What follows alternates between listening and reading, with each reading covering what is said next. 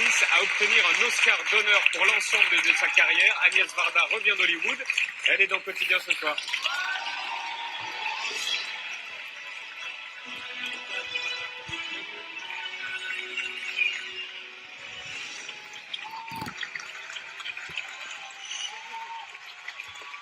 C'est quoi ce sac? Alors, il est si lourd que ça? posez-le. Mais c'est super lourd. Oui. Je me demande bien ce qu'il y a dans ce sac. Ah, ah. Il arrive d'Hollywood, ce sac? Direct. C'est vous, c'est vous qui devez l'ouvrir. Hein. Alors, on a pris quand même un joli petit sac. Oui. Après, vous avez encore un joli petit tissu. Ça, c'est vous qui l'avez mis? Ou Ah ben oui, ils ne me l'ont pas donné comme ça. Moi, j'ai un peu customisé. Et voilà la bête. Oh. Oh.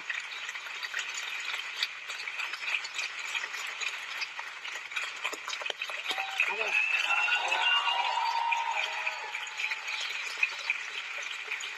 C'est marqué quoi dessus? Des choses. Attendez, hop. C'est marqué quoi? Oh, mon nom, quelque chose. Alors, attendez. Honorary Award to Agnès Varda, whose compassion and curiosity inform a uniquely personal cinema. 2017. Bon. Non mais... En français, ça veut dire quoi? C'est rigolo parce que vous m'avez demandé de l'amener. Je me suis dit que si je ne l'amenais pas, vous n'aurez pas cru que c'est vrai. Ben oui, non, si, je vous aurais cru, mais quand même, de le voir, là, on a la preuve. Oui, la preuve lourde. Vous pensiez que c'était aussi lourd que ça? Mais non. Je connaissais déjà César, qui est un peu lourd, mais ça, c'est le plus lourd. C'est très, très lourd. Alors, Et c'est très, très beau. Est-ce qu'en sens, au point de vue carrière, est-ce que c'est le plus lourd?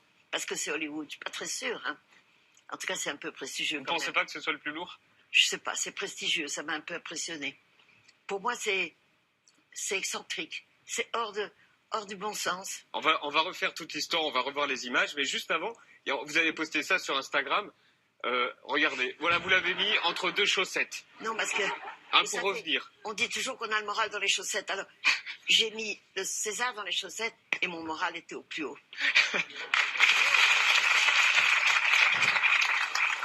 On regarde ce qui s'est passé il y a quelques jours, le 11 novembre, à Los Angeles.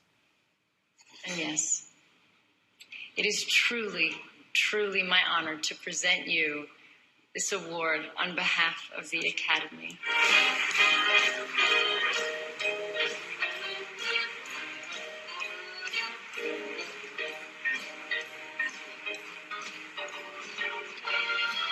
I'm slightly shy and delighted to hear all these beautiful words about me. Yes. It makes me feel good. I feel I'm dancing. The dance of cinema.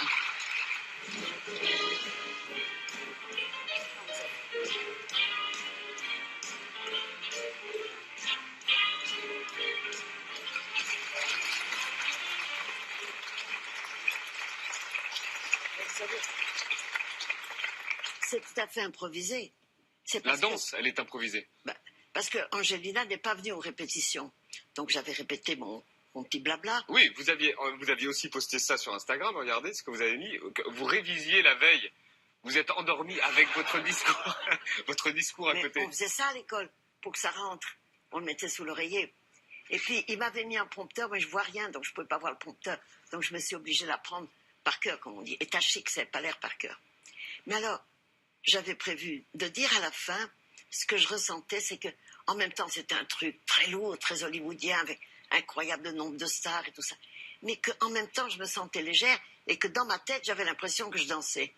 Et c'est Angelina qui m'a pris comme ça. On a improvisé un petit pas de danse. C'était bien. Et vous la connaissez depuis longtemps, Angelina Jolie? Non, j'ai rencontré une ou deux fois, mais comme ça. Comment ça se passe? Qui décide? On va remettre un Oscar à Agnès Varda. Alors, c'est un groupe qui s'appelle les Governors. Parce que c'est pas la cérémonie des Oscars qui a lieu en février ou en mars, je crois. C'est autre chose. C'est une compétition. Celle de mars à février, c'est une compétition de gens qui ont été sélectionnés. Donc, meilleur film, meilleur acteur, tout ça. Tandis que ça, c'est un groupe, ce serait comme un groupe à l'intérieur des gens, de gens qui ont une carte. Ça s'appelle les gouverneurs. Et chaque année, ils décident de choisir 2 ou 3 artistes de cinéma, alors un chef opérateur, un réalisateur, comme ça. Et alors, ils mettent des noms, et puis si le nom passe une certaine majorité, ils décident que oui. Donc, voilà, c'est tombé sur moi. Mais il n'y a pas de compétition. Ah non. Et y a Vous pas saviez en d'argent. arrivant. C'est-à-dire, il n'y a pas l'idée que ça va rapporter de l'argent, ni l'idée qu'on va gagner. Donc, on ne le reçoit pas contre quelqu'un. Ça, c'est délicieux. Ces gens-là ont obtenu le même prix que vous. Voici la liste. Laurence Olivier, Fred Astaire, Gene Kelly, Greta Garbo, Buster Keaton, Gary Cooper, Cary Grant, Orson Welles, Sophia Loren, Fellini, Antonioni. C'est pas des mauvais. Alors, Et première femme. on a en commun de n'avoir pas reçu l'Oscar dans la compétition. Simplement celui-ci, qui est quand même. Ah, moi, je trouve ça assez classe quand même. Voilà, moi je trouve aussi. Première femme réalisatrice de l'histoire à obtenir cette récompense. C'est quand même fou. Oui, mais il y a par exemple Catherine Bigelow qui a gagné l'Oscar pour un film. Dans la compétition. Oui, non, moi je suis comme une bulle dans ces histoires. Je suis pas en compétition. J'ai reçu aussi un César d'honneur une fois. J'ai reçu une Palme d'Or d'honneur à Cannes. Alors j'ai toute l'impression que je me bats avec personne, qu'on m'apporte des petits cadeaux, comme ça, des bulles. Et je dis oui, d'accord, merci, merci. Alors, je signale aussi, et je leur ai dit là-bas, que mes films n'ont jamais gagné d'argent, que je ne suis pas bancable, et que j'ai pas d'argent, mais beaucoup de prix. Alors voilà. Est-ce qu'on peut faire une carrière avec ça? Je sais pas. Mais je ne veux pas dire non. Aux États-Unis, sans doute pas. En France, oui. Mais je crois qu'ils me donneront pas un sou de plus. Ça changera rien. L'Oscar, ça changera rien, Non. d'après vous? Non, ce qu'il y a, c'est que ça met en évidence que mon travail n'est pas caché, que mon travail a été vu, reconnu. C'est beaucoup montré dans les universités, dans les ciné-clubs, dans les salles. En ce moment, en Amérique, il y a le film que j'ai fait avec GR, Visage Villa, qui s'appelle Faces Places, et qui est partout dans le pays. Donc, c'est comment, je sais pas comment dire, je suis connue comme quelqu'un qui fait du cinéma, mais qui ne représente pas une valeur d'argent. Mais je me suis habituée à ça depuis le temps. Si j'avais cherché l'argent, j'aurais peut-être fait autre chose. Et il vous voit comment à Hollywood? Il y avait Petit. Spielberg dans la salle. Il me voit petit. Vous êtes parlé avec Spielberg? Ah oui. Ah, Spielberg m'a fait des compliments extraordinaires. Qu'il connaissait mes films, qu'il avait vu le dernier, que j'étais une légende, que j'étais... Alors moi, je me dis, comment c'est Spielberg, quand on voit la carrière qu'il a fait, les idées qu'il a eues, l'argent qu'il a gagné, c'est extravagant. C'est pour ça, je sais pas. Ça vous impressionne, vous, Spielberg? Ah ben quand même, oui. Il y avait votre fils aussi, Ah ben Mathieu Demy, le merveilleux Mathieu, alors qui est acteur et réalisateur. Et il était là aussi avec ma fille Rosalie, je vois pas, mais qui a produit le film, ouais. et 2 de mes petits-fils. Un qui est Ah, c'est ça, ce sont eux, un qui est chef opérateur, devant JR. Valentin, et le petit Costa, Constantin, qui est encore à l'école à Los Angeles. Donc j'étais entourée de famille, d'amour, de quelques amis, et nous avions ce grand monde sérieux, ce monde d'argent et de succès. Alors, peu à peu, et on me disait, il y a Dustin Hoffman, il y a Richard Gere, il y a machin, alors, il y a évidemment Salma Hayek, que je connais, qui est venu m'en passer, mais d'autres metteurs en scène. Alors, à un moment, j'ai dit, ils avaient fait faire des compliments à des femmes. Alors, Kimberly Peirce, une monteuse, Jessica Chastain, formidable, Angela Jolie. Alors, j'ai dit dans mon petit discours, mais est-ce qu'il n'y a pas d'hommes dans la salle qui m'aiment? Waouh, ils se sont levés, Tom Hanks, Spielberg, il y a eu une montée de bras pour dire que même les hommes m'aimaient. Évidemment, vous en doutiez. Pour les mômes qui ne connaissent pas vos films, comment définir votre cinéma? Les films d'Agnès Varda sont des films, 3 petits points de suspension. Alors, libre, parce que on parle des gens, on parle des idées. J'ai fait des fictions qui étaient un peu particulières. Une, par exemple, que peut-être vous connaissez, qui s'appelle Antoine Hillois, ou Sandrine Bernard. Sandrine Bonner. Sandrine Bonner est une vagabonde folle furieuse contre la société qui marche sur la route. Et puis, j'ai fait des documentaires parce que j'aime beaucoup les gens. Disons que je suis curieuse, proche des gens, que je mets en valeur des gens qui n'ont pas de pouvoir, que j'essaye de penser que... Qui n'ont pas la parole. Et donc, il faut la leur donner.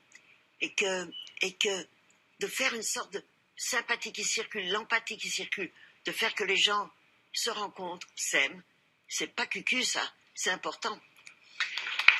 Vos films les plus célèbres, en voici quelques-uns. Il s'agit de Cléo de 5 à 7, Les glaneurs et la glaneuse, Sans toi ni loi, Les plages d'Agnès, Jaco de Nantes. Il faut voir lequel en premier. Ben, le plus facile. J'en ai oublié plein. Hein. Non, mais Les plages d'Agnès, c'est le plus facile parce que je raconte tous mes films, les gens que j'ai rencontrés. C'est un petit peu un autoportrait. Donc, par ce film-là, on peut avoir envie de voir les autres. Et puis, Les glaneurs et la glaneuse, parce que les jeunes sont plus conscients encore que les autres du gâchis. J'ai fait ça il y a 17 ans. Du gâchis de nourriture, du gâchis de ce rapport qu'on a avec les objets, la nourriture qu'il faut recycler. Il y a des gens qui sont si pauvres, qui mangent ce que nous jetons. Alors ça, les jeunes le comprennent mieux que les autres. Et beaucoup de jeunes qui ont vu Les glaneurs se sont demandé qui c'était cette femme-là et ont commencé à voir mes films. Alors, il y a aussi, il passe quand même des fois à la télé. Et puis il y a les DVD. Alors, le DVD là de Village, il sort là. Avec JR. Pour ceux qui l'ont pas vu. Et il est en VOD. Ah oui, je crois. Oui, donc on peut le voir. Pour ceux qui l'ont pas vu, il faut leur suggérer. Exactement, s'ils se demandent qui c'est cette petite vieille dont on parle. Qui a un Oscar quand même. Vous avez été l'épouse du réalisateur, des Parapluies de Cherbourg, Jacques Demy, et en 62, vous disiez ça de votre vie commune. Regardez. Vous n'avez pas envie de prendre des collaborateurs? Si, j'ai souvent envie, mais je crois que ça me convient pas. Je travaille mieux seule. Même des gens que vous aimeriez bien? Non, justement pas. Pas même votre mari? Car vous avez épousé Jacques Demy, qui est lui aussi metteur en scène. Oui. Alors quand deux metteurs en scène se rencontrent et s'épousent, ils ne se cèdent pas dans leurs films. Non, je crois que on s'entend d'autant mieux qu'on peut parler de nos films, on se comprend. Mais c'est un petit peu chacun pour soi. Alors, c'est drôle parce que ça date. Ça date parce qu'à cette époque, vous voyez, comme on éclairait comme Edwige Feuillère, comme ça sur les yeux. Maintenant, dans un documentaire, on ne fait plus ça. La jeune femme qui m'a photographié tout à l'heure, tac, en face, direct. Donc, regardez ça, ça fait faux. Je ne sais pas qui c'est ça. Vous avez dit les femmes ne sont pas assez en colère. C'est vous qui avez dit ça. Qu'est-ce qui vous met en colère aujourd'hui? Oh là là, beaucoup de choses. Bon, alors on va en dire 3. On va dire l'injustice sociale. Toujours terrible. La façon dont on ne traite pas bien les femmes. Et ça va, non pas seulement de ce qu'on parle en ce moment du harassement, mais du fait qu'elles ne sont pas à leur valeur, qu'on ne les pousse pas et qu'on ne les aide pas. Et que encore maintenant, dans le même boulot, dans une entreprise, elles sont payées moins que les hommes. Et puis le fait que, ce qui je trouve injuste, c'est que ce soit toujours tripoté par la communication, par les journaux, par la télévision, et que les vraies questions des femmes battues, simplement ça, les femmes battues, tout ce qui se passe contre les femmes, et qui n'est pas spécialement le harassement sexuel, mais ça en fait partie, et ce qui se passe dans les universités, partout.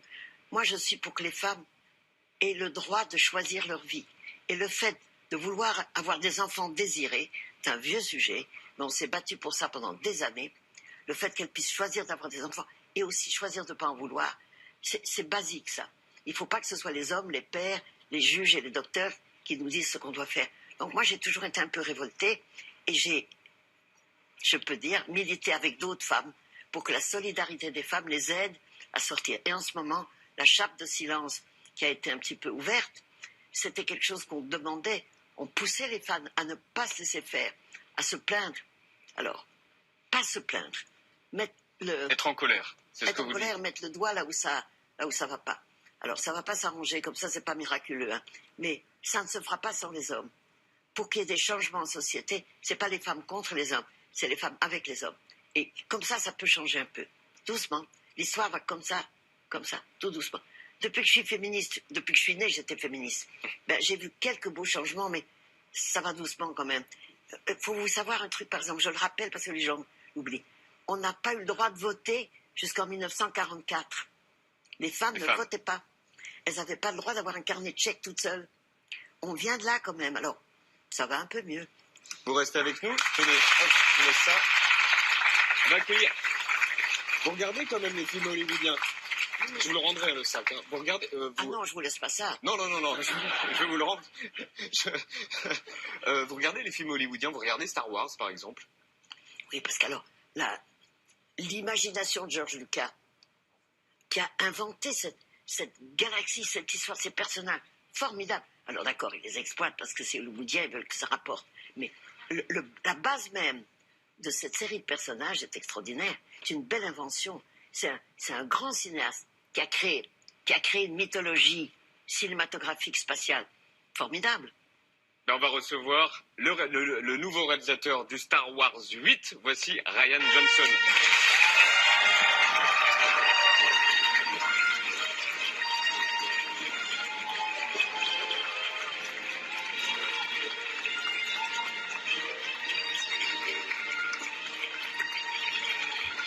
Bonsoir Rian Johnson, bienvenue sur le plateau de Quotidien. Voici Agnès Varda, un Oscar. Et vous avez un Oscar? I have nothing. Non, rien du Oh, tout. you're young, have the time. Oh boy, God bless. Bienvenue sur le plateau de Quotidien, Ryan. Vous avez un appareil photo Can I take a picture? Oui, est-ce que je peux prendre une photo de vous? avec Agnès. Non,